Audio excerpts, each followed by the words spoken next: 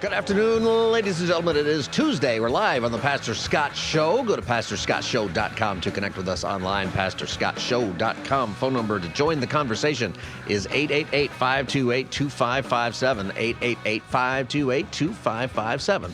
We talk about issues of the day from a Christian perspective. Let's go to 13-1.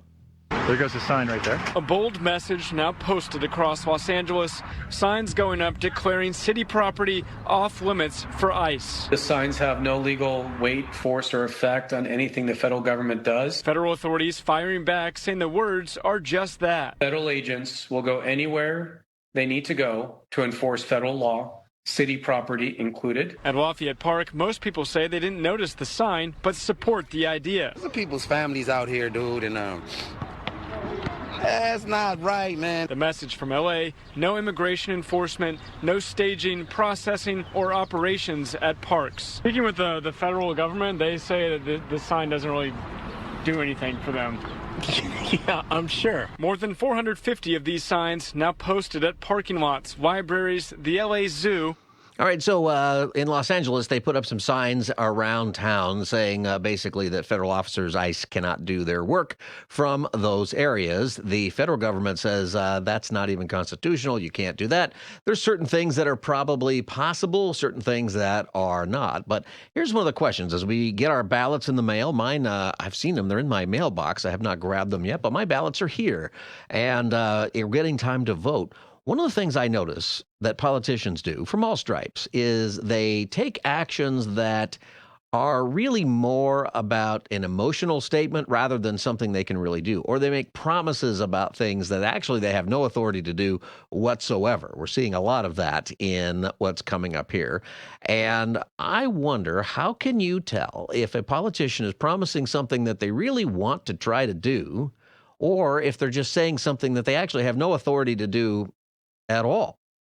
Here's part 2 of that story. We asked the city how much these signs cost taxpayers and never heard back. But based on industry estimates, one sign and installation could run about $500, bringing the total to around $250,000.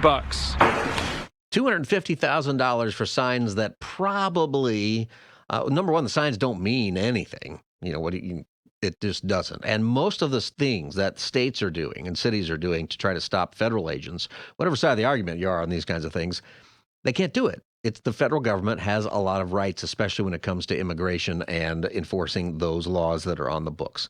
So it leads me to wonder about how do we navigate these things and why is this so possible? I'll play some ads and from different candidates and things that they promise. Some of it's just not even possible. You know, when it comes to some of this stuff out there. It's really a remarkable thing. 888-528-2557, 888-528-2557. Let's go to number 15. Here's a question I think we ought to be asking together. So here's the question. Why do the same exact curb ramps cost $10,000 for the city of Beverly Hills to construct, $15,000 for Caltrans to construct, and over $50,000 for the city of Los Angeles to construct, or about 5 times as much? You've probably heard that the city of LA is broke, and it's true, but it's hard to not look at this curb ramp example and think perhaps there's plenty of money. We're just really bad at spending it. There's no difference in materials or labor availability between Beverly Hills, LA, and Caltrans. Why does basic street infrastructure cost so much more in the city of LA? See, I think that's a great question for candidates. There'll be a debate. There's a couple of them coming up, state and local, tonight, tomorrow. A lot more debates than I even remember happening before. But it's because in California, we're a pretty influential state. Lots of people live here, lots of people watching those debates. A lot of it has to do with, advertising income for CNN and other stations. But it is important. So here you have an issue. I wonder if it'll get asked about. Why does it cost $15,000 in Beverly Hills, of all places, to put in, the ramps he's talking about are those ramps in the corners at an intersection that would allow someone in a wheelchair or a wheeled device to easily cross the street in those areas. And they're mandated. There's just a lot of corners that have to be worked on. It's costing $15 a pop if Beverly Hills does it, about $20,000 for Caltrans to do it if it's state-owned areas, but $50,000 each for Los Angeles, where the materials and the labor, all of it's about the same. Why so much more? Those are the questions I think we ought to ask a little bit more. But those things typically aren't part of it. And this is what drives me with some of these conversations. And I'm going to tell you this quote. I bring it up once in a while. I think you should know this. This quote, it's 10 years old now. It comes from an email that was sent from a guy named Bill Ivey, who is a Democrat political activist for the Hillary Clinton campaign in 2016. He sent it to John Podesta, Hillary Clinton's campaign manager. Okay.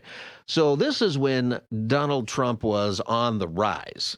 Right. And people still at that time thought Donald Trump is not going to be president. All right. I think we've seen enough. Everybody at that time, most people, all the news, nobody thought he had a chance to win. At this time, though, it was becoming clear he was going to win the nomination. Right. So if you can remember back then, people still didn't think he was going to win. Everybody assumed Hillary Clinton was going to be the president. Now, this guy, Bill Ivey, he is already one of the first people aware of the fact that, hey, we need to take this guy more seriously. And he writes this letter where he's basically talking about that. And he's saying, you know what? He's got this entertainment side to him. He has this different approach than we've ever seen before, and we better take him seriously. Everything he said is correct. Ultimately, he got proven right. And they kind of blew him off is what happened. But here's the quote that I think is really important. He says, and I've mentioned, we've all been quite content to demean government, drop civics, and in general, conspire to produce an unaware and compliant citizenry.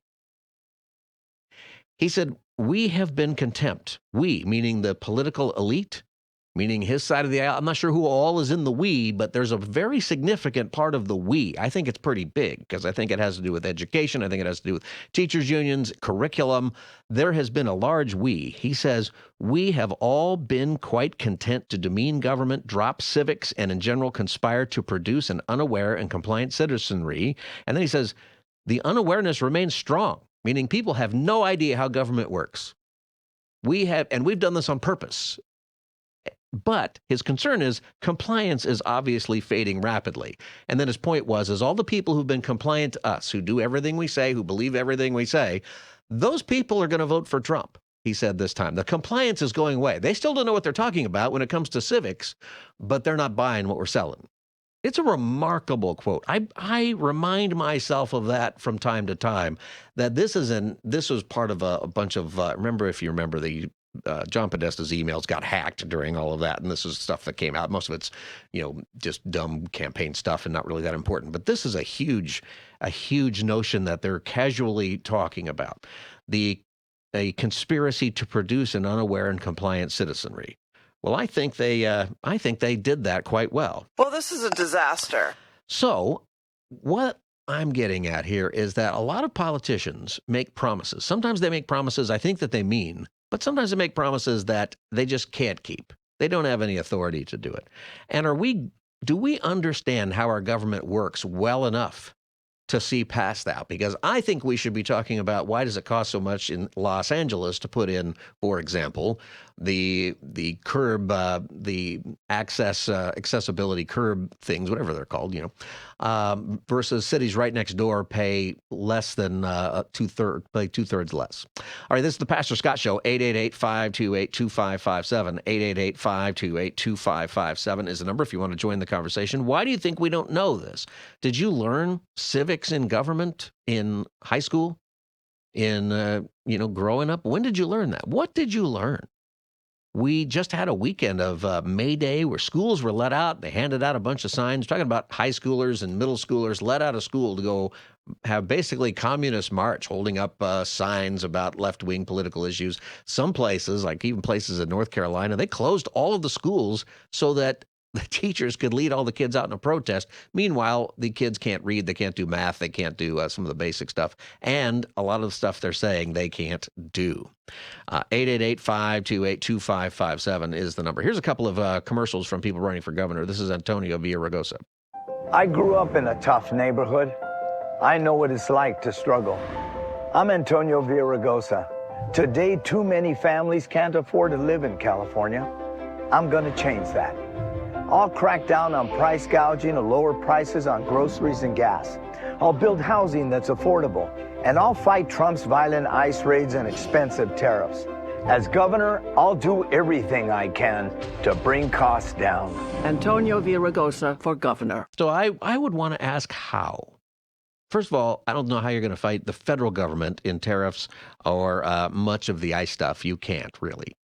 Now, that's a question for your congressperson, okay? So if you're concerned about immigration issues, the biggest place you should be focusing your attention is on how you vote for Congress, for United States Senate, if you're listening in a state that's got a senatorial election right now, and ultimately for president. That's where those things are decided. By the Constitution, by the way. Constitution gives those subjects to the federal government.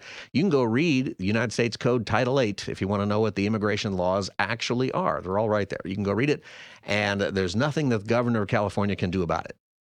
Not his purview or her purview.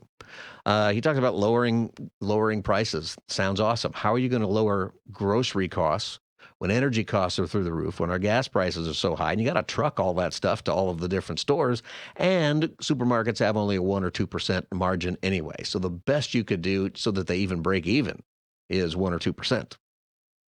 See, do we know that? And how are you going to do that? That's my question, is how? How really, and I know you can't do it in a 30-second ad, but can you, some of that stuff he can't do, some of it, I still would like to know how. Katie Porter, number 2. I'm Katie Porter, and I'm not like most people who run for governor. I actually get what you're going through. A single mom of 3 kids, I know what it's like to push the shopping cart. My minivan has almost 200,000 miles. I have a grown kid who may soon be living on my couch. To give Californians what they need, it's going to take standing up to Donald Trump, calling out greedy corporations, and stepping on some toes along the way. Now, could you guys please get out of my shot? There's people debating that ad today. You know, she's referring to, there was a terrible video a while ago that it's actually old, where she tells one of her aides to get the blank out of her blanking shot. And it's pretty mean and everything, but people are debating whether that ad is effective or not. I think it's effective, actually. I thought that relative to, I think you don't just ignore that kind of bad publicity. You just sort of say, yeah, that was there, and now we're going to laugh at it. There's even a laugh track in there for that. But once again, her whole campaign is anti-Trump.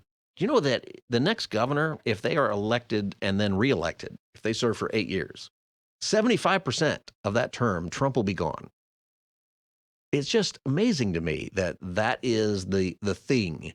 And once again, I think that goes back to we don't understand how the government works, because we have deliberately confused people with civics. We've generally conspired, according to Bill Ivey and John Podesta, to produce an unaware and compliant citizenry. And the unawareness remains strong, but compliance is fading rapidly. That's a scary, scary question right there. Do you look at these things and realize, like, how do you respond when politicians throw stuff out at you that they promise to do? Do you believe it? Do you say, oh, yeah, we're going to do all of these things? Or do you just roll your eyes and say, come on to the next one? 888-528-2557. Let me go to a Tom Steyer one, a progressive billionaire running for California governor, 16-1. Some politicians are impossible to trust. Tom Steyer is a different story. Progressives like me trust Tom because he's been on the front lines with us for over a decade. He organized with us against big oil when they tried to pollute our air and water. Tom made big corporations pay their fair share, securing billions for clean energy projects and schools. Now Tom's the candidate who will beat the corporate interests, making your life unaffordable. Tom Steyer, a progressive governor you can trust. Now, did you hear that part at the end? What is she saying here? That was Jane Fonda on the Tom Steyer ad. Tom's the candidate who will beat the corporate interests, making your life unaffordable. What's he going to do? Corporate interests, making your life unaffordable. Making your life unaffordable. Did she say he's going to make our life unaffordable? Is that how you heard that? Jose, did you hear it that way? Is that what she says? It sounds like. Here, okay, this is what she says here. It's Jane Fonda for Tom Steyer. Some politics making your life unaffordable. Tom Steyer, a progressive governor you can trust. Is he making our life unaffordable? Is that a mistake? Making your life unaffordable. I hear the word interest. Eric also Tom hears the word Steyer. interest in there. See, I think what it is, people are joking about it. I think it's a case of pausing in the wrong place while you're giving the sentence, or the comma in the script was in the wrong place. Because here's the longer version of it. Everyone's saying that he's going to make your life unaffordable. And he slipped in the polls ever since this ad came out. Some politicians. Now Tom's the candidate who will beat the corporate interests, making your life unaffordable. See, she says he'll beat the corporate interests, making your life unaffordable. What she means is the corporate interests are making your life unaffordable. But it sounds like he's going to beat the corporate interests, making your life unaffordable. That's what he's going to do. There you go. They're going to make a whole ad just out of that ad. Yeah, they are. He's making your life unaffordable. Well, he's a billionaire, right? Which is the whole thing. Isn't all of this his fault somehow? Because he's a billionaire? 888-528-2557, Pastor Scott Show. Election's coming up. Your ballot is in the mail. You probably are going to get it today if you haven't got it already. We went through this a little bit yesterday. 75% of people in Southern California counties do not vote in the primary. 75% for the most part don't vote. Ventura County was only 65% don't vote in the primary. So San Bernardino is only 17%. 17% vote in the primary. And these guys are making some pretty important promises. The Republicans, of course, are out of power completely and have been out of power for 20 years in the state. Some people would say longer than that. California is in trouble. Here's something that Chad Bianco is saying. Let's go to what number is that here? I've got it blocked. I can't even see it. We have 7. to do something different in this election than what we've ever done before in elections, or we're going to lose by the same numbers. And the reality of California is 40 to 60% of people don't vote. So when we realize that there's only 45% Democrats in the state, convince your Democrat friends that something needs to change too. The far left, don't argue with them.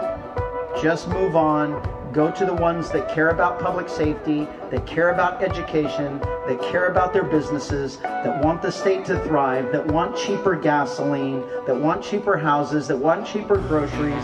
All of those things have to be with a complete change of agenda in our state government, and that's what we have to offer. It's going to be relatively easy. I just need your help. So I think what's interesting is I don't think anything's relatively easy, by the way.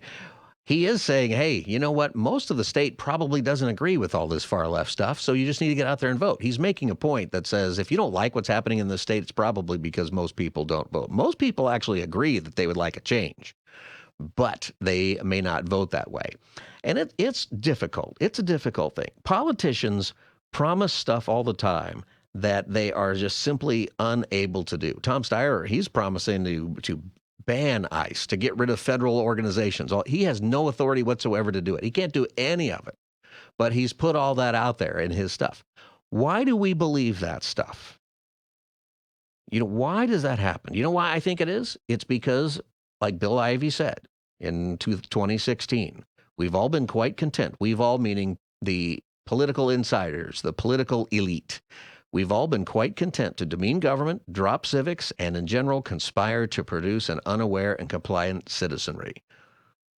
This is the reason I think it's such an important deal that we pay attention, that we don't just vote the R's and D's that are on our ballot, that we don't just go down and that we don't even just grab somebody's voter guide and just do what that says.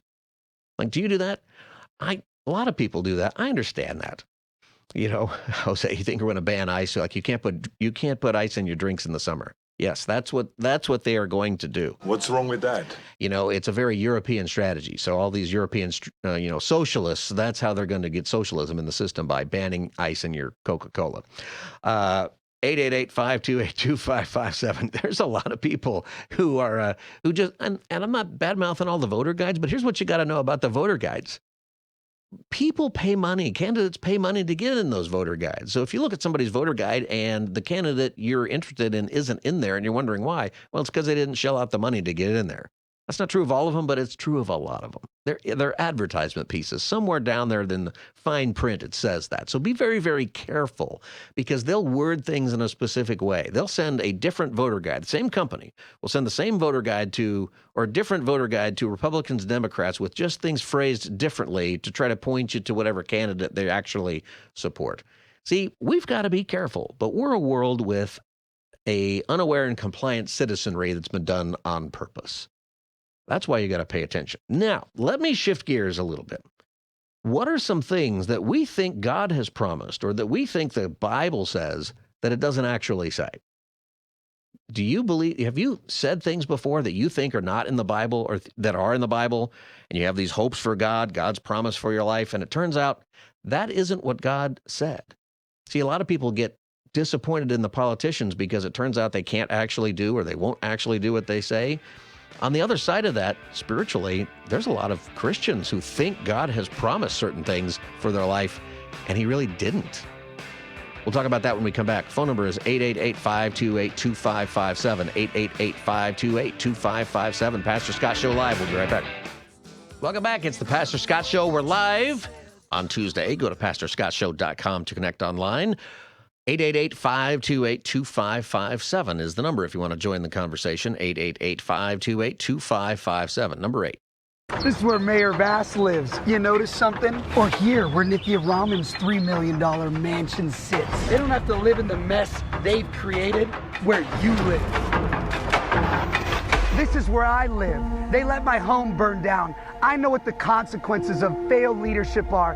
That's why I'm running for mayor. For my sons and the rest of us Angelinos that want to stop these corrupt politicians from destroying our city. We are going to get the golden age of Los Angeles back. All right. Well, that was Spencer Pratt running for LA mayor. That's an ad that's getting all kinds of attention because he literally goes to the homes. I don't particularly like going to people's homes, politicians' homes. He's just out there for a second. And you can't really tell where it is. But $1 million homes, multi-million dollar, everybody's got $1 million home in Los Angeles. Right? If you've got a 200 square foot trailer, it's probably $750,000. But multi-million dollar homes in Los Angeles of his two main opponents, and he says, "Look what they're doing. They're not living the life that we're living." And he's mad. He lost his house in the fires, and he's mad about how that has been taken care of. And he's a reality show star. He's got a real shot, actually, at becoming the L.A. mayor. But he's, of course, making a lot of promises about what he's going to do to expose corruption and this and that. We're talking about promises and why we believe them, particularly when they come from people on our side, right? You probably believe, if there's some politician that you already like, you probably believe their promises when they make them. Now, I want to switch it up a little bit. Because we often believe things about our faith. We believe that the Bible says things. We believe that there are things that are true about what God might want to do in our life that actually the Bible doesn't say. And I think this is pretty damaging. See, in the political world, I think it's been very damaging to institutions and a whole lot because we have believed time and time again that politicians are going to do this, that, or the other, or we should vote a certain way based on whatever interests we have. And then it doesn't happen. And often it's because we didn't read the laws, like the promises that are often made about immigration issues and stuff. There's laws out there. There's a constitution. There's a lot of stuff that just can't be done or that would be done by different people. And if we just read what the laws actually say, it would be very, very clear. Well, what about the Bible? Let me ask you this. Does God help those who help themselves? Where does that come from? You ever hear anybody say that? God helps those who help themselves. You know, the idea is that usually gets said when the idea that God rewards self-reliance and expects you to fix things first in your life. That's not in the Bible at all. Now, there's kind of an idea. Certainly, God wants you to have responsibility and to take responsibility and to do things. But what I think is interesting is that phrase actually is attributed to Benjamin Franklin. He's the guy who said that. What are some things in the Bible or that are not in the Bible that Christians think are in the Bible? What I mean is, are there phrases or common ideas that people will say about our faith, about how you should handle a particular situation, or how you should look at the world, about God's promises that are not actually in the Bible? Do you know what these are? Some of them are very common. 888-528-2557. 888-528-2557 is the number. Tell me what you think. What are some things that people say that Christians in particular should probably stop saying, or at least get it right, that they believe is really in the Bible? I hear some of these all the time. 888-528-2557 is the number. Jose saying, in elementary school, I ran for class president and I promised free Kool-Aid every week. I only bought it for 1 week and then stopped. Did you actually buy Kool-Aid for your whole class? Did you run for president and actually buy Kool-Aid for your whole class? Well, I didn't buy it. I told my mom to buy it. Well, so she bought it enough for like the whole class for 1 week. And then the next week and all the remaining weeks, I didn't bring no Kool-Aid. And then no Kool-Aid. That was it. So were people disappointed? Did you win? Did you win the election? Oh, with I that? won. Oh, yeah. See, you win the election with that promise. And then you gave them 1 week of Kool-Aid. Yeah, that's all they were getting. Well, they drank the Kool-Aid, so to speak. Literally. And they elected for you. Quite literally. That's funny, actually. But see, that happens all the time. I think it makes us cynical about the politics. And what concerns me about things that people say about the Bible, God helps those who help themselves. For example, James 4:6 says, God opposes the proud but gives grace to the humble. Apart from me, you can do nothing, John 15:5. There is an actual teaching in the Bible that God does help the helpless. He certainly will help the self-sufficient, but God can also help the helpless. Like if you find yourself in a predicament, you find yourself in a place in life where things are really terrible for you, for whatever the reason. Maybe you brought some stuff upon yourself with behaviors. Maybe things happened to you that you had no control over, and you're just living through it and you're going through it. It's not helpful when somebody says, well, God helps those who help themselves. It's important that we do our part, right? It's important. The Bible certainly says when it's talking about, feeding people and making sure you feed the hungry, but that the one who doesn't work doesn't eat, right? That there is a place for making sure you are responsible and you do your part. But sometimes I think God helps those who help themselves. What do you do when you feel helpless? That's not a very helpful piece of advice. And what concerns me about that kind of thing is that it makes you cynical about God. Well, God said, I got to do it myself. Well, no, he didn't actually say that. And it turns out that God really does help the helpless. 888-528-2557, 888-528-2557. James and Covina, welcome to the Pastor Scott Show. How you doing, Pastor Scott? Good, James. How are you? Doing well, sir. Doing well. Two things. One, that it gets easier being a Christian. As soon as it gets a little rough, it does not say that, by the way. It does not say that. But as soon as it gets a little rough with issues that come about, people fall away. It doesn't say that. It says, trust in the Lord with all of your heart, and he will direct thy path. So it doesn't say it's going to get easier. He said he's going to, if you trust in him, he'll direct you. And things will come a little bit more understanding with wisdom. It's all going to be all, cake. There's definitely an idea that like sometimes gets spread that, hey, if you come to Jesus, your life will be easier, which is kind of wild when you think of the fact that Jesus said, people are going to hate you because of me. Exactly. And he talks to us about persecution.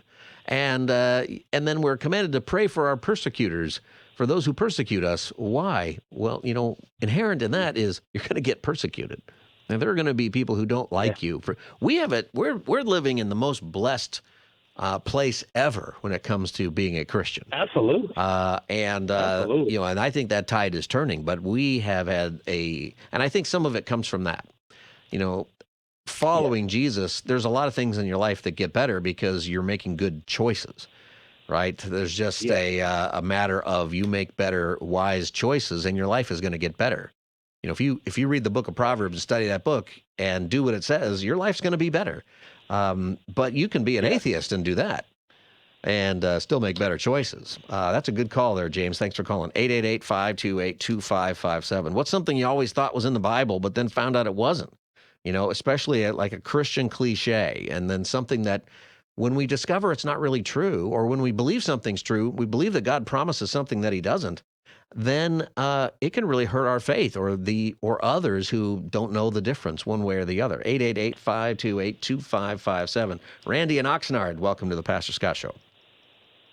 Hey, Pastor Scott.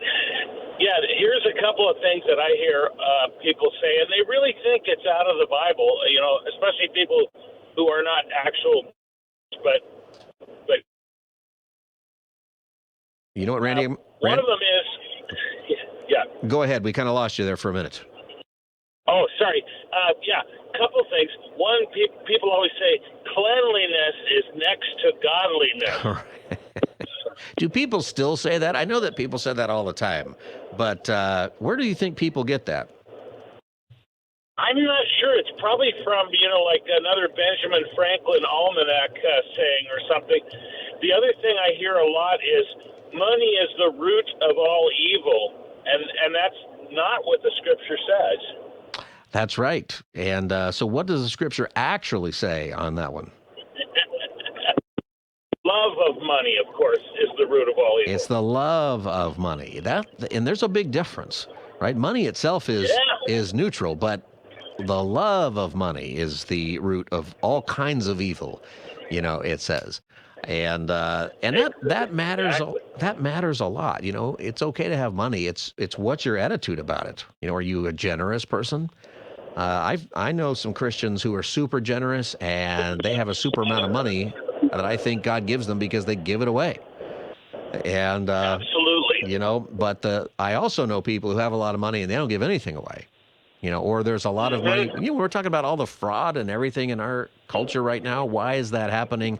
And why isn't everybody up in arms about it? Because somebody's benefiting from that. The love of money, that is the root of all evil. Why would you defraud hospice patients? Why would you defraud, daycare centers? That's because you love money. That's why.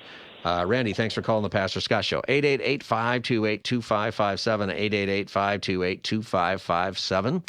I'll say it slower. People say, you said it too fast. Well, I probably did. What's wrong with that? Well, then people don't hear it. 888-528-2557.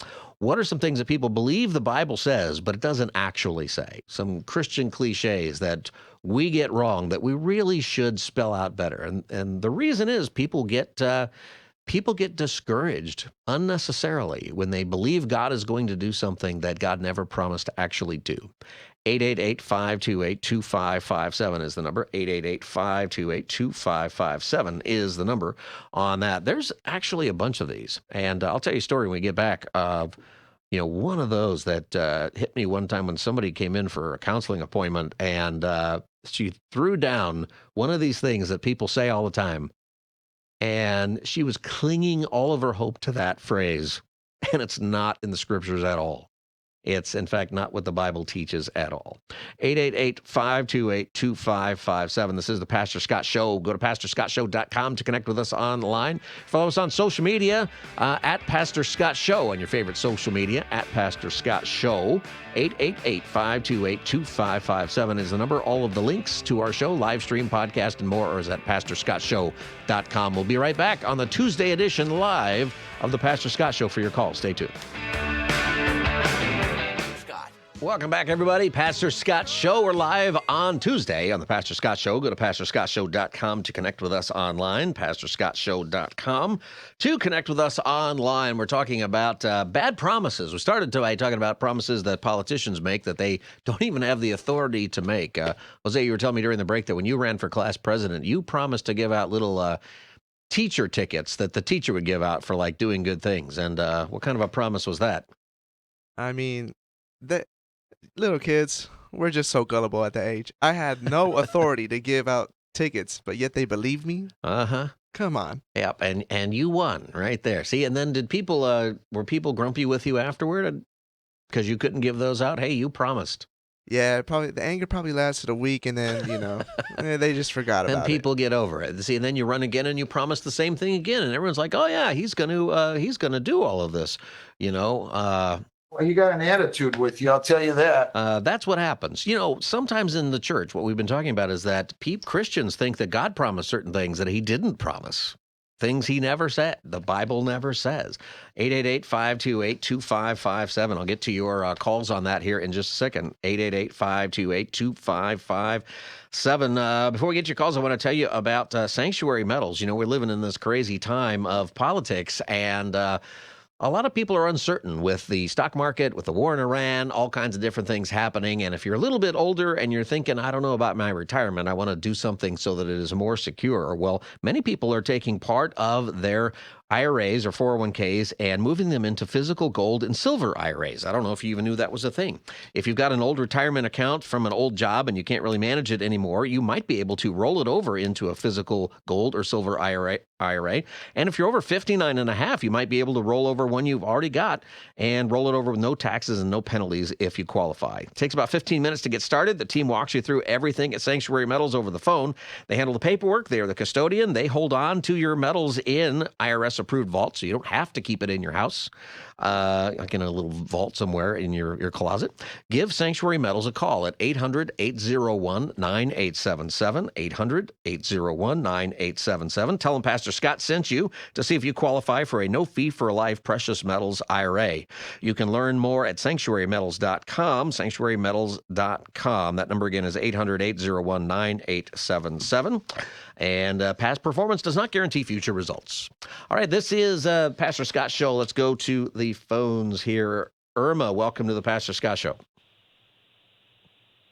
Hi, Irma. Go ahead. Oh, hi. There's a saying that people think is in the Bible. Well, when people say, oh, God helps the early riser.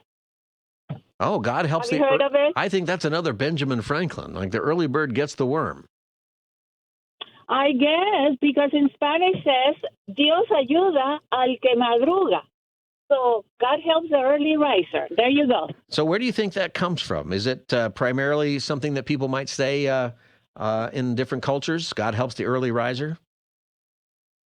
I think so, because I come from Mexico 50-some years ago, and I heard that all the time. I guess just to get people up and going from their bed. Well, I think there is something true to the fact that if you get up early, you're probably, there are studies that say you get up early and you're more successful. You get your work done earlier. But it doesn't come. It doesn't come from the. Yeah, it doesn't come from the Bible. Oh, definitely. And you're probably getting a Spanish translation of "The Early Bird Gets the Worm." Benjamin Franklin. He's a smart guy, Yes, Benjamin Franklin, probably, but yes. he is not a biblical writer. Nor was Of course. nor was he a president, even though he's on the $100 bill. Thank you, thank you, Irma, for calling. I think that's a really interesting one. The Bible does talk about getting up earlier in the morning. Very early in the morning, Jesus got up. He went to a solitary place to pray in Mark 1:35.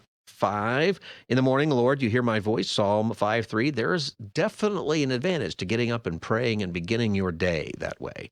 But there's no promises about getting up early and that somehow giving you any special spiritual benefit necessarily. 888-528-2557. Yellow Feather in downtown Los Angeles. Hello, Pastor Scott. How are you, sir?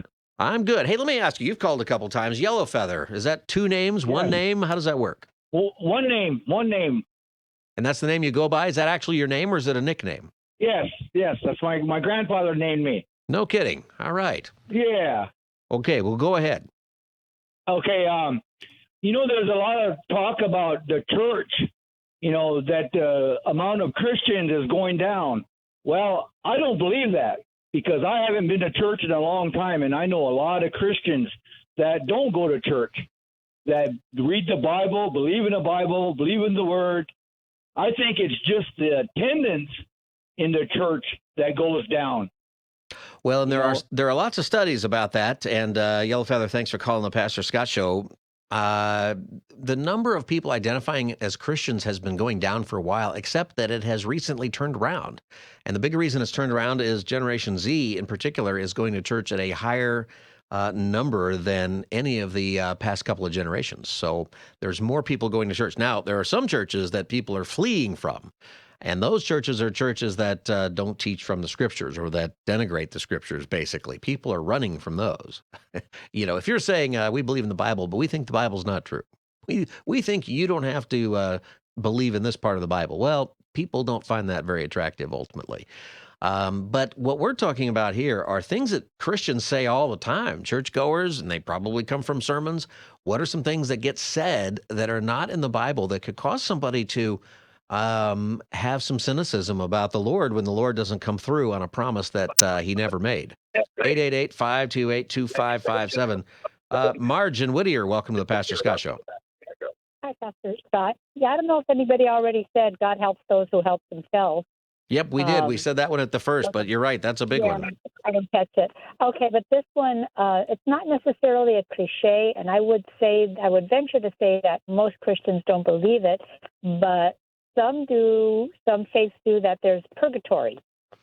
That there's a Roman Catholicism teaches purgatory, and that but that would be a reason there are Protestants. We protest teachings like that. See, yeah, purgatory is not in the Bible. There is a couple of passages that get used in the Apocrypha. Catholic Bible. There's extra books that are in there, but none of them actually say purgatory. This place that you go where you pay off your sins, basically, sort of in this state. And so one last chance, your last ditch effort to get. Yeah, no, don't put any of your hopes upon that. It's not there. Marge, I think it's in Maccabees or something like that. It's in Maccabees. Actually, you know all that stuff. Good for you. All right, thanks for calling. 888-528-2557. Dan in Simi Valley, welcome to the Pastor Scott Show. Hi, Pastor Scott. Hey, how about this one? God never gives you more than you can handle. That is probably the biggest one. I think Christians say that all the time. God will never give you more than you can handle. And I need everybody to listen. I hate that. There's nothing in the Bible that suggests that. No, in fact, he gives you more than you can handle, because life is more than you can handle. Life is more than you can handle. Somebody who gets hit by a Mack truck, they could handle that. Salvation he gives you more than you can handle, so you have to depend on him. That's right. Salvation is more than you can handle. And that was one of the things, Dan, thanks for calling the Pastor Scott Show. I was going to tell this story. A young woman come to my office, and I mean, every bad thing that can happen to you, she was in her mid-20s. Everything that was happening, the abuse that she was getting from her parents, from her boyfriend, and she was now pregnant from a boyfriend who was beating her and then left, and her dog died. I mean, there was every possible thing you can think of. And then she looked me right in the eye, and she said, "But God won't give us more than we can handle." And I'll tell you what, it was one of the harshest, it's a lot longer than I'm giving it any time here for, one of the harshest life stories I've ever heard. And she was clinging to this idea that God won't give us any more than we can handle. That's not in the Bible. I think what people, quote is 1 Corinthians 10:13. He will not let you be tempted beyond what you can bear. That's about temptation. It's not about suffering. It's not about the hard things that we go through in life. 2 Corinthians 1:8, we are under great pressure, far beyond our ability to endure. The biblical truth is sometimes life does exceed your ability to handle it, and therefore we depend on God. That's such an important thing, because I think a lot of people go through life thinking they just got to handle it on their own because God won't give me more than I can handle. No. You cast your anxieties upon the Lord. You rest in the Lord. You walk through those terrible times and suffering with the Lord, knowing that you have salvation in Christ one day, knowing that one day when you leave this earth, you will walk out of that grave the way Jesus did into everlasting life, and you have great hope in that, but that's only because of Jesus. That's a huge one right there. 888-528-2557. Art in San Bernardino, welcome to the Pastor Scott Show. Yeah, thanks, Pastor Scott. Wow, what a great topic and things to bring. Thanks, Art. Real quick, just about 30 seconds.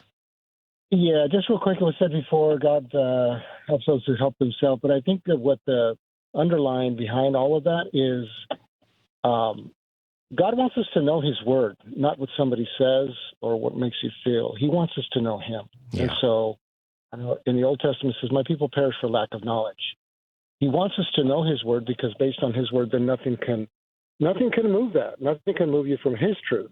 That's right. Somebody else may say something, but it's like, if it doesn't align, Paul was admonishing Timothy, test all things in light of Scripture, in light of his word. That's right. And if it doesn't pass that test, then don't receive it. I throw it away. And that's, I think, a lesson for all of us in our faith, in different parts of our life, is that we can test things, and you can test what people say. Is it in the Word or not? Is this what God really said? One of the things God has told us, thank you, Art, is that And one of the things God desires is that we are present with him. He wants to be with us. You know, that is a message all the way through the scripture, that he wants to be with you, and then the promises he'll be with you forever when you accept Jesus as your Savior. In the meantime, he's going to walk with you through the hard times that are coming. He's going to walk with you through the difficult things in this fallen world. But one of the things that we've got to get right is what God's promises are and what they are not. There's more, but we're out of time right now. Diane and Oscar and others, you can call back on Friday. Pastor Scott Show, go to pastorscottshow.com. We'll be right back. Stay tuned. Good afternoon, ladies and gentlemen. Welcome to the Pastor Scott Show. We're live on Tuesday. Go to pastorscottshow.com to connect with us online, pastorscottshow.com. Phone number is 888-528-2557, 888-528-2557 if you want to join the conversation. We talk about issues of the day from a Christian perspective. Let's go to 14.1 or 14.2. When I got the call, it wasn't my call. I was just there to stop the traffic. And then a couple other officers who knew my position as a pastor, they asked me to come over and talk with the guy. And I just engaged him in conversation. Didn't know what I was going to say. Nothing was scripted. I just, Spirit of God, and just shared with him my heart. I did not want to see him jump. And at that time, I did not believe he was going to jump. I just felt within myself that God was going to spare his life, and he did. That is Officer Antonio Richardson, is a Jacksonville sheriff who also happens to be a pastor. And there's a viral video going around that shows the body cam video of him on the edge of a bridge talking to a person who was there to take his life, take his own life. And the interesting thing is that he wasn't there to be the one to help this person. He was there to just block traffic. And yet God used him to save this guy's life. Here's a little bit from the body cam video. It's about 40 minutes long, but we're just going to play it here for a few seconds for you. But this is what it sounded like when he went out there. He's not trained. This isn't his sort of area of expertise, but he was there to direct traffic. 14.1. Whatever you're going through, man, you can get through it. No, listen, man, listen. You can get through this. Come on, let's talk about it for a minute. Can I at least have a prayer with you? You believe in prayer, I know that. Just touch my hand. Just touch my hand, man. I'm praying with you. But if you jump, you're going to hurt other people. And they're going to be hurting just like you're hurting now. The cycle got to stop of hurt. There you go, man. Come on, man. Come on, man. There you go. Come on, bro. There you go. Come on, man. And the man didn't jump. And the end of that video, if you're watching at pastorscottshow.com, they embrace. And, you can imagine it's 40 minutes long. It's very intense. And it's a powerful story. So this police officer, he shows up. He's thinking that he's just going to be there to direct traffic. And then there are trained people who are going to come and talk to this guy and try to talk him off the bridge. And yet somebody says to him, "You are a pastor, right?" "Yeah." Well, why don't you go out there? And it's a great story. I'll let you hear more about it in a second. But it got me thinking, what about you? I keep thinking about this with this story. The officer didn't wake up that morning thinking, today I'm going to save somebody's life. Or today God is going to use me in this specific place. But he was in the right place at the right time, and he had the right words, and he believes God put him there. That he believes that God put him there specifically to do this. And I wanted to ask you, have you ever had a moment where you just knew that suddenly you found yourself in a place where you realized, I'm supposed to be here right now. I'm the one who's supposed to say something. I'm the one who's supposed to step in. And you felt like God was giving you a nudge to do that. Have you ever had a moment where you felt God nudge you to do something and then it turned out, wow, I am so glad that I did, because you really saw the Lord work in somebody's life?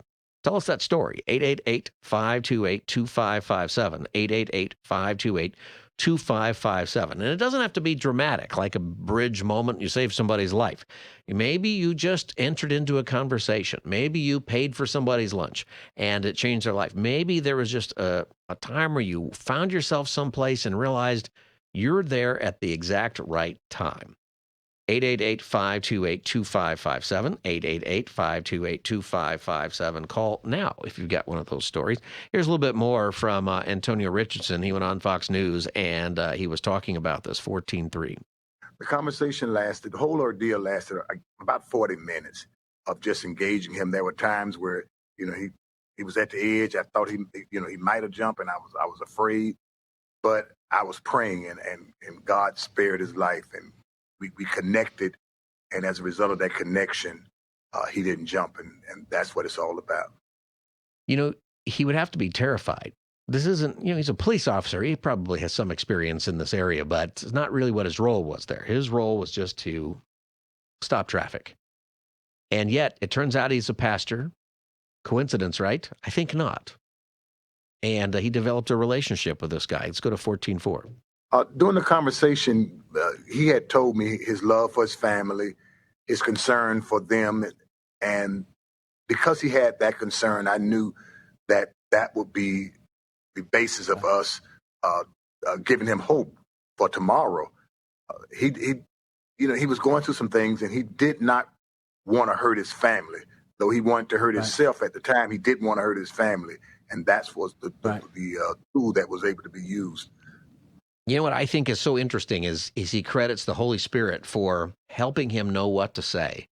In these circumstances, you don't always say the same thing, right? Maybe that person doesn't have a family, so, hey, you're going to hurt your family. Well, it doesn't work if that's not really a concern of theirs. But in this case, he used this officer, Antonio Richardson, Jacksonville sheriff, to say exactly what he needed to hear to not take his life. It's a beautiful story. So I think that God does this kind of thing all the time, not necessarily to save lives. So it doesn't have to be a big story, but what's a story in your life where you know that for some reason God used you in a specific circumstance, that you just were there, it wasn't a coincidence, that God put you there on purpose and nudged you to get involved, and you did, and God worked something out? 888-528-2557.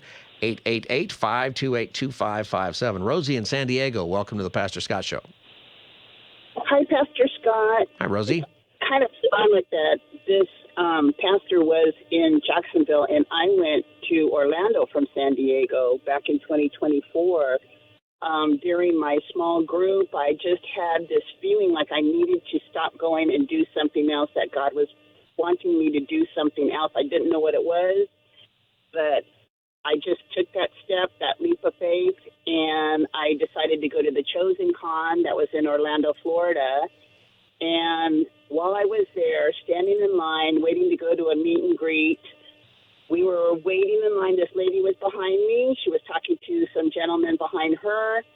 I wanted to kind of interject. I was there by myself, but I was waiting for a good time to kind of, get into their conversation. Yeah. And I just felt like something said, talk to her. So while we were waiting in line, we came parallel with a woman's restroom. So I asked her, I turned when they had a pause in their conversation. I said, would you mind holding my spot? I thought, oh, what a great opportunity to, now I can say something to her. So she did. She held my spot. So when I came back, I thanked her, and we started talking. And come to find out, she asked me where I was from, and I said, a suburb of San Diego. And she said, I asked her where she was from. She goes, me too. And I said, oh, great. And she told me her town, and I went, oh, my goodness, you're like in the same town I'm from. Didn't know this woman from anything. We just started talking. We just, it just seemed like a nice, pleasant thing to do.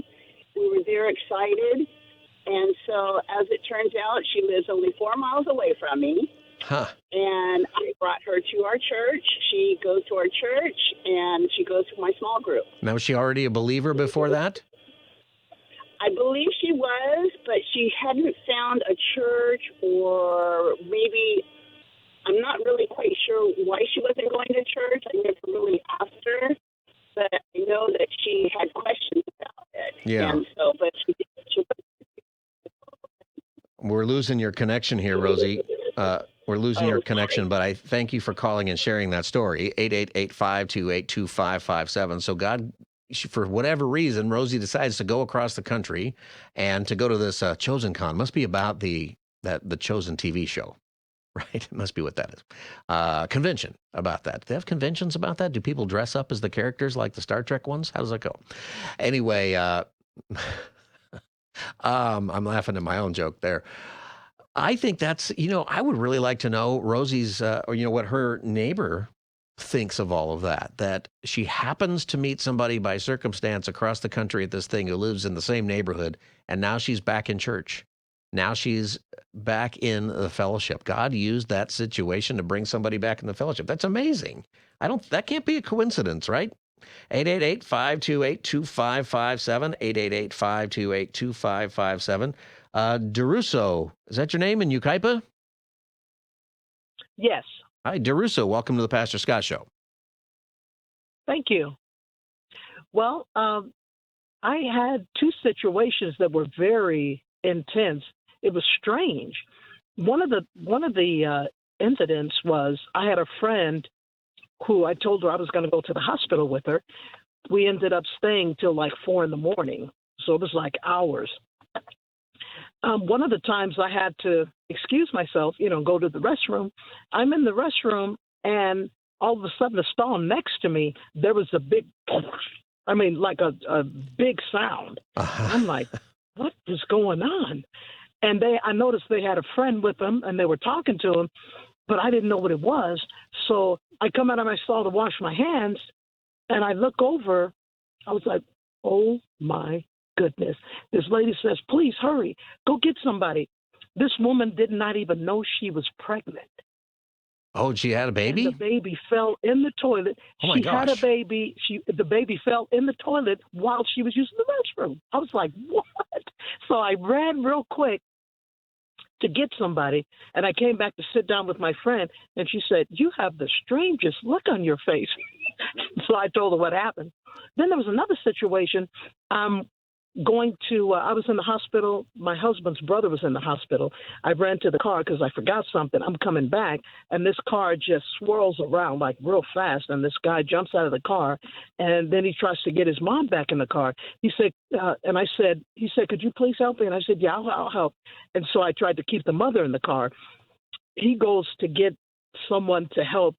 He's in the emergency area. So somebody comes out, and they see, sir, your mom is drunk. She's intoxicated. Uh-huh. And so they couldn't really do much. They didn't really do a whole lot. So he ended up calling the police. But when they asked her to come with them, she was not cooperating. So they ended up putting her in cuffs, and she was like, ow, you hurt. And so he tried to say something to the police, and I pulled him back. I said, no. Let them do what they're doing. Mm-hmm. They need to do it this way so they can help her. You want her to be helped, right? So I talked them down, and so they ended up leaving. And I was like, wow. And you feel like you were there for that particular moment to really stop somebody maybe from doing something stupid. Right. In that case. Or from her running out of the car. It was crazy. Right. But I was blessed to be able to help because it was pretty serious. Both of those circumstances are so unusual, but it's great to have the right person there because sometimes people just ignore it, right? There's like, it's not my business, right? Not my problem, and I'm out of there. DeRusso, thanks for calling and sharing that on the Pastor Scott Show, 888-528-2557. Dee Dee in San Diego, welcome to the Pastor Scott Show. Hi, Pastor Scott. Thank you. Hi, Dee Dee. Go ahead. Hey, So I was I was in San Diego with my boyfriend. This was years ago, and we had a fight. And so it was late at night, and I was so angry I left, and I started walking on foot and just hit the freeway. It was like 1 o'clock in the morning maybe, and I lived in San Bernardino, and I was going to go. And I'm like, thinking, this is nuts. That's a long walk. But it was a lot, and it was dark, and so I got on the freeway and hitchhiked and got a ride, and then they dropped me off on the wrong freeway. So now I'm in Riverside, and I'm supposed to go the other way. And it was about 5 o'clock in the morning by the time I got to Riverside, going, what am I doing? And I was walking over a bridge, and this guy from the street driving down goes, what are you doing? And he's yelling at me on the bridge. And so he came and picked me up and gave me a ride home. We ended up just chit-chatting all night. And so, and I always, talk about God. I talk about my faith. He's in me, and I can't stop. Uh-huh. But so the guy came back like a few months later, and he told me that night he was on his way to go kill himself, and he saw me walking on the bridge and No kidding. wanted to help me. So if you don't have this fight with your boyfriend and you don't have the ridiculous idea to walk from San Diego to San Bernardino, this guy may not be alive. Yeah, it was incredible. That's incredible. So you kept in away. touch, right? He was able to get back in touch with you somehow. So what was his life like at that point? He had moved back in with his parents and went back to college, and he was motivated to do the right thing. And it was a long time ago, but yeah, because he dropped me off at my house. Yeah. So he knew where I lived when he came back, and he knocked on my door one day and said, "Yeah, I just want to let you know." No kidding. Your faith. Yeah. Well, so great that he came back. But that's a great story. And you shared the gospel with him. I don't know where he was at with that, but he heard it. Yes. Yeah, absolutely. Well, Dee Dee, that's a great story. Great story. Thanks for calling the Pastor Scott Show. 888-528-2557. Go to pastorscottshow.com to connect with us online. Follow us on social media. All of that is at pastorscottshow.com. What's an area in your life where you found yourself in a circumstance that you feel like God put you there, that it's not just in your own head, right? That you had an opportunity to really impact somebody's life because you happen to be at that spot right there, and you think God did that on purpose. 888-528-2557. Lisa in Huntington Beach, welcome to the Pastor Scott Show. Hi, Pastor Scott. I'm not a newcomer. This is Lisa Musso, and Hi, this Lisa. topic really brings back. Hi. How are you? It brings back an amazing memory. I'm doing so great. I love stories like this. I'm sure it's not me that's experienced this only, but I was at an abortion mill many years ago in Orange, California, and there were guards there. They're guarding the abortion mill, and I was standing on one side of the parking lot, and this crazy-looking guy on rollerblades and a helmet and just sporadically rollerblading towards me. And I'm like, oh, my goodness, who is this guy? And he came up to me. He said, "See that lady way on the other side of the parking lot?" Because she would have taken an alternate route where I couldn't have seen her. Mm-hmm. I said, "Yeah." He said, "She's here to abort her baby." Huh. So I could not walk onto the parking lot because it was private property. So I ran around the entire block and ran to the other side of the building, up through the other side of the parking lot.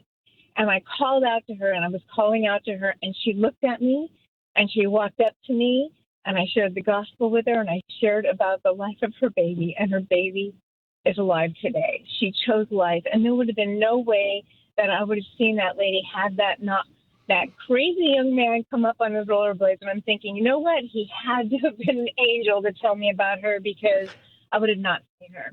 And she chose life.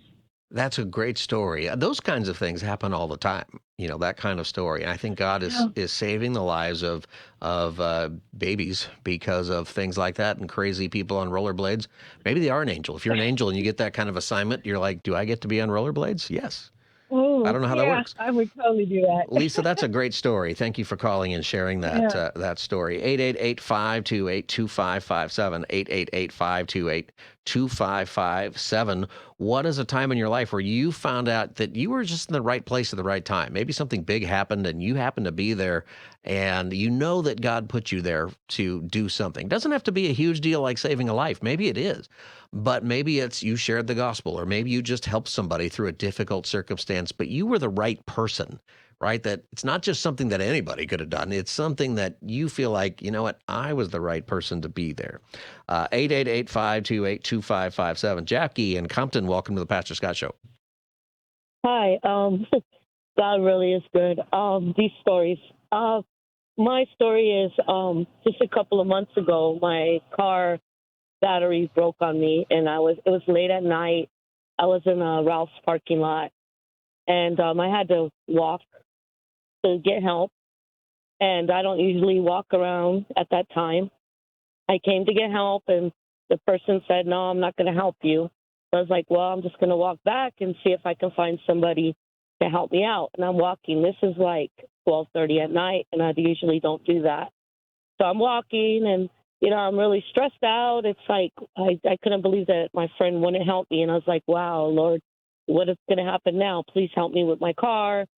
And I saw this young girl walking towards me, and a car pulled up. It was another man, and he was demanding her to get in the car. And she's like, no, I don't want to get in the car. Leave me alone. Please leave me alone. Leave me alone. And then I'm watching this happen in front of me, and I was like, oh, my gosh. Next thing I know, she runs to me, Mom, Mom, Mom, Mom, Mom. And she grabs me, and she goes, that's my mom. Leave me alone. Leave me alone. And I was like, yeah, leave her alone. I'm her mom. Leave us alone. Just leave us alone. And, come to find out, her mom kicked her out of the car. She was 15 years old.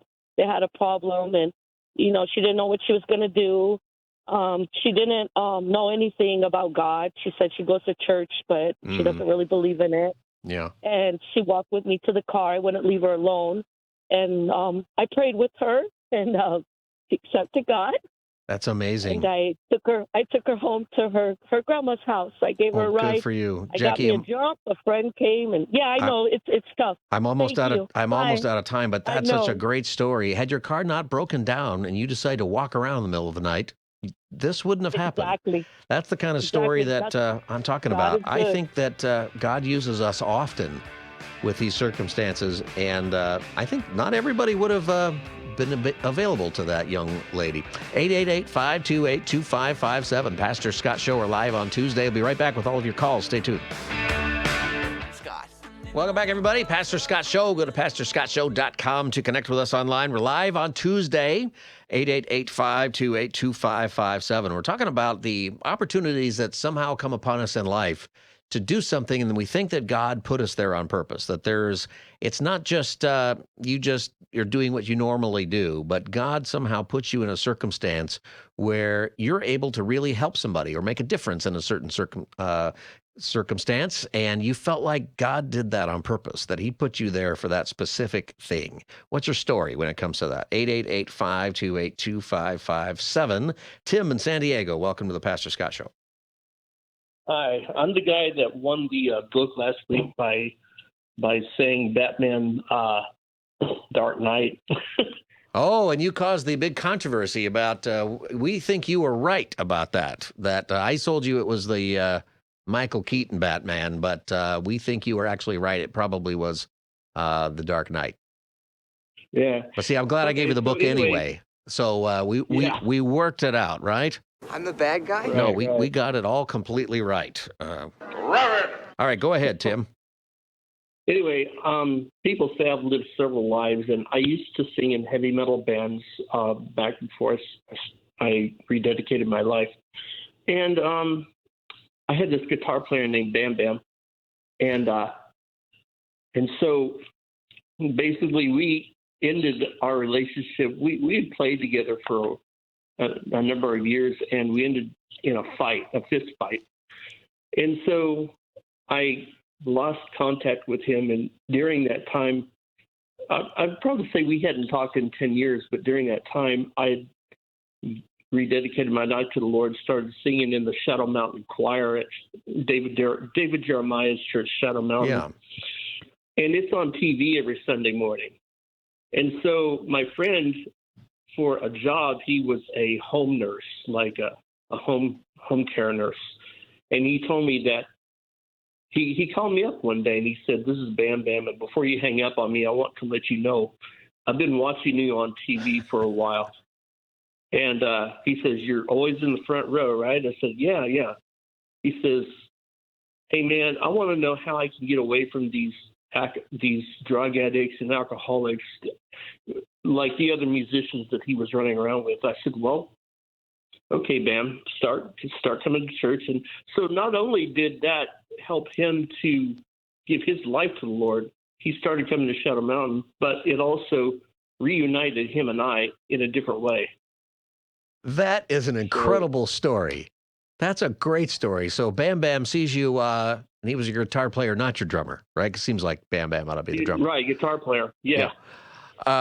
So Bam Bam sees you on the David Jeremiah telecast, and you're in the choir. That's an incredible story. And your friendship is restored. He comes to Jesus, comes to church. That's amazing. Yeah, and he started playing in worship bands. You know, it was like really, really cool. That is so incredible. See, do you feel like, at the end of the day, why did you join that choir? I joined because I was just fresh out of heavy metal, and to tell you the honest truth, it's kind of the opposite. They were wearing choir robes, and I would look at myself in the mirror, going, "I am so not about this." I felt like a fish out of water. I was like, I was used to $1,000 leather outfits and things like that, and to take that and put on a choir robe, it was so humbling. I bet that was. It was very humbling. So the Lord is doing something with you, but the real reason he wanted you to put on that robe was Bam Bam. Yeah, and there's probably been a number of others that, because I would have people come up to me and go, "I've seen you from somewhere." Do you watch TV on Sunday mornings? Like, oh yeah, you're in the choir. I'm like, yeah. Are you like conspicuously like right there behind Jeremiah's shoulder or something? You must be right front and center on that show. Well, I left 13 years ago, or maybe even more than that. I left the choir. I was in it for 13 years, and then I left it to head up some worship bands. Actually, I wasn't lead in worship bands. I was backup, which is fine with me. Sure. I didn't never really want the front spotlight anyway. Well, that is a great story. Tim, that's exactly the kind of story I'm talking about. I think God does this kind of stuff all the time. That's an incredible story. We should send that along, Jose, to David Jeremiah's people. I mean, that's a pretty cool story right there. Tim, thanks for calling the Pastor Scott Show with that story. 888-528-2557, 888-528-2557. So you join the choir. You don't want to put on the robe, but you do because you're humbling yourself before the Lord. But I think God does that. I think the real reason, I mean, that's a big choir. They don't need you on there. The real reason is Bam Bam right there. Do you think Bam Bam's married to Pebbles? Because that would be really cool. 888-528-2557, 888-528-2557. Gregory in Long Beach, welcome to the Pastor Scott Show. Thank you, Pastor Scott. Thank you. Yeah, go ahead. Pleasure to be on your show. Thank you. Yeah, many years ago, I had an old high school girlfriend. She and I got reacquainted. And she let me know that she was into the nursing field, and she was shortly about to take her state board test to where she could be certified as a nurse for the state of Illinois. And so I suggested, why don't you come to California and I'll help you work on your questions and answers or whatever. And so she took me up on it, came out to California for a month and threw some books at me and said, "Hey, ask me any questions out of these books, and I got to know the answer, and we'll work on that for a few days and see how it goes." So we tried that. It worked out well, and she stayed a couple of weeks longer and went back to Chicago and failed at the clinical. So after that, it separated us for a while, but she got within the limitations of when she could retake that test. And she called me up a little bit later and said, "Hey, I'm going to retake the test. I'm here, back here in Chicago, but I got a problem. My daughter, who's a senior in high school, has gotten pregnant, so I need you to come to town, and I need you to explain to her that she can't have this baby right now because I got to pass my clinicals this time. It's my second try. And if you'll help me out with that, then perhaps we could pursue our relationship a little with a little more strength." I said, "For sure, I'll do it." So she buys a ticket. I fly to Chicago. And we get in there. I get in there that evening. It's late in the evening. The daughter is kind of looking at me helter-skelter like, what the hell is this guy here for? And anyway, push comes to shove. The night comes, and that night she says, "Hey, I'm going to leave for work to say I got to run an errand in the morning. I'm going to leave you here with my daughter. She's going to fix you breakfast. You talk to her and talk her into having this abortion." I said, "No problem, we'll do." So morning comes, she gets up, she leaves. The daughter is fixing me breakfast. I'm sitting at the table. She finishes the fixing the breakfast. She sits down and looks me square in the eyes and says, "Hey, I know what you're here for. So what's your skip? What you going to do?" I said, "No, you don't. I'm here to tell you that, you know what? Don't have this abortion. Have this baby. But here's what I want you to do. I want you to understand that you do not know anything about being a young mother. And your mother's going to be very upset with me for giving you this advice because this is contrary to what I agreed to do with her. but promise me that you'll take her advice on everything and promise and swear to her that this won't affect your schooling. You're going to graduate. You're going to raise your child as best you can with her advice, and everything is going to go fine. And so the mother comes home, finds out I betrayed her, and what the daughter and I really talked about, kicks me out, throws me right out of, throws my suitcase and everything right out of the door, and I'm flying back to Chicago. Years later, I get a job with Amtrak as a sleeping car attendant. I roll back into Chicago because that was one of my main places. That's my home. And I get a knock at the door. And I go to open my hotel door, on my layover with Amtrak. And there she is at the door. And she says, "Hey, I got a surprise for you." And I go, "What in the world is this?" And she brings in the baby. No kidding. Her daughter had the baby. She had fulfilled all the promises that she promised to me when we separated. And she came in and she handed me the baby and said, "If it had not been for you, Greg, this baby would not be here. We want to thank you." And I just cried holding the baby, and the baby was it was one of the most wonderful moments of my entire life. The daughter came in and said, "Thanks so much." And my mom is here, and we just all three sat down on the hotel bed and cried. And I just think that God put me in that place to do that, and I'm glad I listened, and I'm glad the baby is here, and she's a grown woman now today. Greg, that is an incredible story. That's one of the best stories I've ever heard right there. So what caused you to say, you know what, I'm not going to convince you of this. I'm going to tell you to keep the baby. When she sat down at the kitchen table and gave me my breakfast and sat directly opposite from me and looked me in my eyes and said, "I know what you're here for." Wow. And I said, wow, she can't possibly know what I'm here for. She's a child. She can't outdo me, outsmart me. And so I said, I gotta go to God for this. And then the rest is, I just said, "Hey, don't do the abortion. Don't do it. I know you think if that's what I'm here for, but I'm not. I'm here to tell you, you can do this. You can do this, and your mom can pass these clinicals, and everything is going to work out." And she turned out to be a nurse. She followed in her mother's footsteps, and she became a nurse. You know what? This is such a great story for so many layers of reasons. You just cut through all the different lies, and the Lord has used you in such an amazing way. Greg, that is a great story. Greg, can I send you something? Can I send you a gift from the Pastor Scott Show? Yes, you can, please, sir. All right, hold on. We got to get your name and address, and we'll do that. We'll do that. We'll do. Greg, thank you. Thank you for calling and sharing that story. See, that's emotional, that story, that God intervened. He didn't even go there to do that. He didn't go there saying, "I'm not going to tell this girl to have the abortion. I'm going to go ahead and do it." And at that moment, God intervenes, and he's the right guy. How many people would have changed their mind at that moment? How many people would have done what he does? I think God called him for that purpose, and look how it turned out. And all the lies that people say about, well, if I have the baby, my whole life's ruined, and I won't be able to have my career, and I won't do that. Look at the blessing that was there because they did the right thing. Greg, that's a great story. All right, a bunch of people on hold. I got to take a break. Danny, Stephen, Nancy, Helen, Stephen, two Stephens, Julie, Ray, a bunch of people. We'll try to get to as many as possible when we come back in just a moment on the Pastor Scott Show. 888-528-2557 is the number, 888-528-2557. You can get the podcast of the Pastor Scott Show, including Greg's story, will be on there at pastorscottshow.com. We'll be back in just 4 minutes. Don't go away.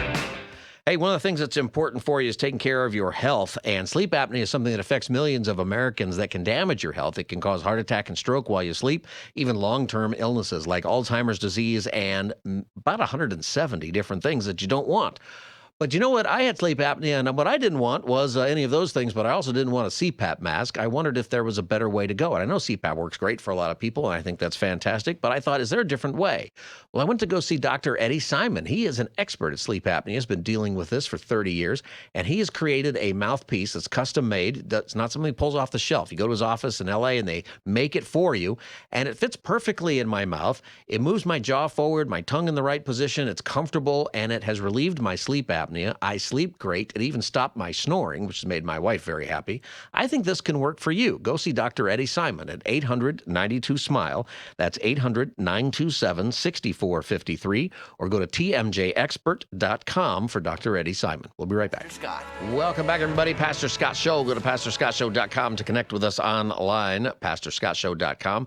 Phone number is 888-528-2557. 888-528-2557. We're talking about those moments in life where you were in a particular place that you think God put you there for a reason because you've impacted somebody's life. And you didn't expect to do that. It just God put you there or stepped in and put you into somebody's story and changed their life one way or the other. Or maybe your life. Somebody changed yours. 888-528-2557. A lot of people on hold, so I want to get to as many as I can. And I have a personal announcement to make also here in just a minute. So I want to make sure we get that in as well. Danny in Glendale, welcome to the Pastor Scott Show. Hi, Pastor Scott. Thank you. I appreciate it so much. Very, very much. I do air conditioning, and, at work, we kind of opportunists as Christians, and we have this opportunity to talk to people, encourage people, Yeah. And we sometimes got that nudge, to be bold. So anyway, this gentleman called me to do his air conditioning. It was a commercial building around COVID, when COVID was at its peak and a lot of people were passing away and losing their businesses. And I got up on the roof and I started doing these air conditioning units for a client. And when I came down, I saw the owner, nice guy, always talked to him, very friendly. And I told him, "How you doing, Mike?" And he snapped. He just went off on me. He says, "Not good, And, I just kind of felt like that's not like him. And, he said some bad language. And, and so I had to go in his office to get paid or to give him my receipt. And when I went in his office, I told him, "How you doing?" And he had his gun right next to his desk. And he says, "You know what? I don't know how to put it to you, but I just want to end it right now. I want to end it." And that felt scary. And I said, "Oh, I better not leave him alone." Yeah. And so I was already in that bind, and so then I kind of want to catch a seat and kind of chat with him. And I saw his family portrait. He got a beautiful family, kids, and putting them to college. And he was telling me, "I don't know how to put it to you, but I felt like committing suicide 3 times. This was the third," he said. So the first time was when I lost my manager from the store. And the second was when I lost my dad. And now it came up on me again because I was closed for 6 weeks. He didn't know how he was going to make ends meet and pay his employers. He had about a dozen or more employers. And I just sat down and I said, look at that beautiful family. How can you do this or even consider it? You're going to hurt them because they need you. They depend on you. They look up to you and the employers. And he says, just that this whole heart, he's telling me about the pain he's going through. And he wasn't moving merchandise because his business was closed. And long story short, I was praying with him and he cried on my shoulder.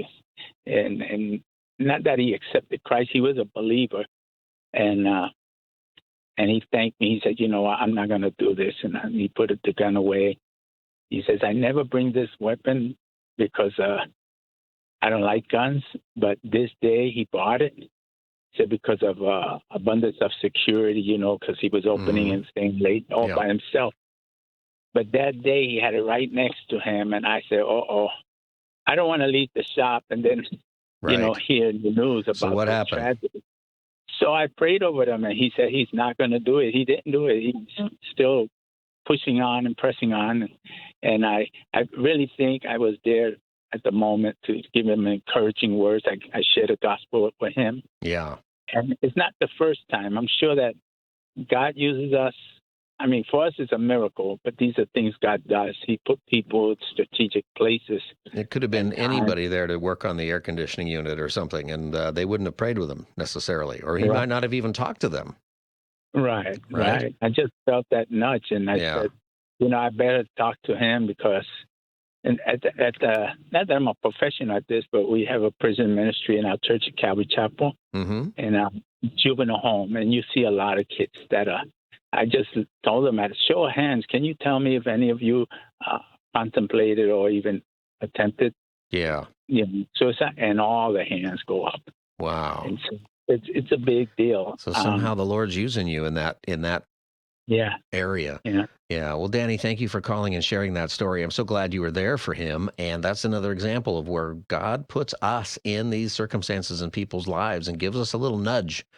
Sometimes it's a shove into a circumstance where we would not have imagined we should be there or not even imagine that we could make a difference. And then we do. Nancy and Laverne, welcome to the Pastor Scott Show. Hi, Nancy. Go ahead. Hello, Dr. Scott. Hello. I'm sorry, Pastor Scott. Doctor is just fine. I will take it. Okay, well, I have a story. I lost a son in a motorcycle accident. It was in 2014, and it was a real hard hit for us. He was a mechanic and worked on motorcycles. So when we heard the news, I was so devastated. But praise God, I was at a church taking care of children while women were in a Bible study. So when my daughter came to tell me the news, I was in a church involved with just a lot of women around me, and pastors, 3 pastors were there.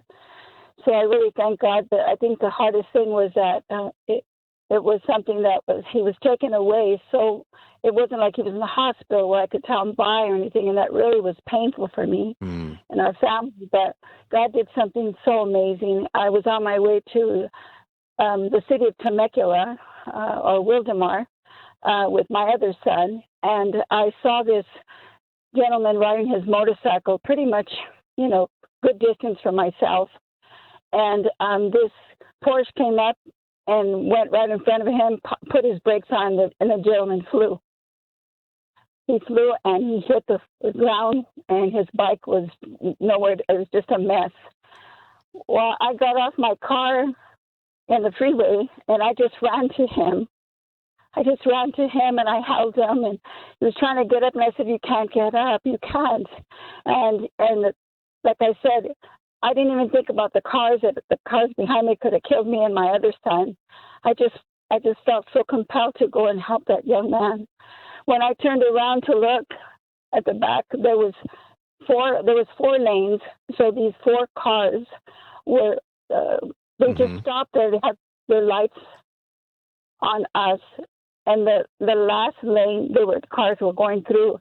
But these 4 cars stood there until a police officer and the ambulance came to rescue this young man. And I thank God because I couldn't hold my son that day. I think that's the thing that was hard. Yeah.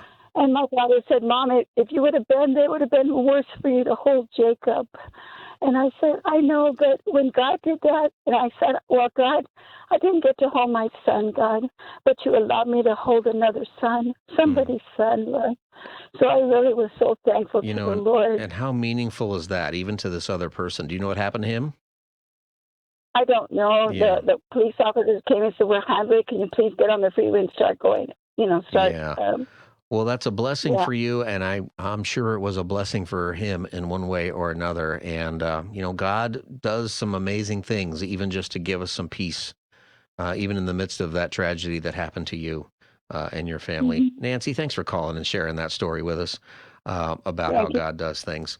God is still working in our world all the time. When we hear these stories, and I know there's a whole bunch more that we have, God has a plan for things. We say that sort of as a cliche. We were talking earlier about the cliches that are out there, that we might say too often, but at the same time, to know that God is working in your life. I'll tell you a story from my life.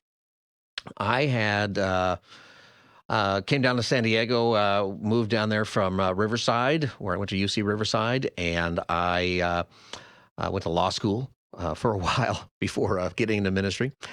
And when I moved down there, I kept running into this woman. I met her at church actually one time, but then I didn't see her again for months. And then I met her at a gas station. She was, for some reason, I recognized her, and we chatted for a while at this gas station. And then I went out with a whole bunch of people from church. A lot of us didn't know each other. It was a big young adult group, and she showed up there, and she was sitting across from me in the table there, so we got to know each other a little bit. And then I didn't see her again for a long period of time.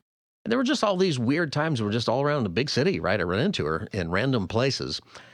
And one time I went with a bunch of friends to a play, and I happened to notice down this aisle where I was going to sit a friend of mine, and he was on a date. And one of the most embarrassing things that can happen to you on a date is when, 10 or 15 of your other friends show up for that date unexpectedly. And I go down there and I see that he's on a date, and then I see this same woman there. That's his date. Now, the funny part is that I'm not sure that she knew it was a date. And I knew my friend well enough to know that he might not have communicated that very well. Anyway, I'm sitting next to her in this play, and we had a great time.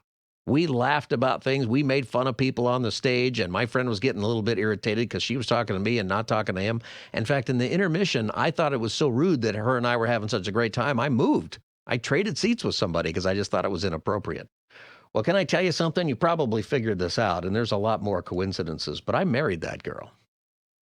I married her 25 years ago today. So today is my 25th wedding anniversary, and we got better plans to celebrate over the summer when we can do something with the kids and go away for the weekend and stuff like that. We'll do something tonight. But Christy, I love you. I'm so glad that God put you in my life 25 years ago today, and it was a great day, our wedding day. And 25 years. I'm looking forward to the next 25 years, honey, and I look forward to seeing you here pretty soon. And I couldn't be more grateful that God put you in my life and that we, as a part of our story, all those coincidences where we just kept running into each other in town. And I would like to thank my other buddy for asking you out on that date on that particular day. All right, this is the Pastor Scott Show. Helen, Stephen, Julie, Ray, and others, we won't get your calls, but on Friday, we do Open Line Friday. You can bring this up. I think these stories are amazing about what God is doing and definitely want to hear those stories. And I know you understand that today, since it's my anniversary, I needed to make sure I say all of that. So Christy and the boys, we'll see you here in a few minutes. Go to PastorScottShow.com to get the podcast or live stream and social media, PastorScottShow.com. We'll see you tomorrow from 3 to 5 live. Good night.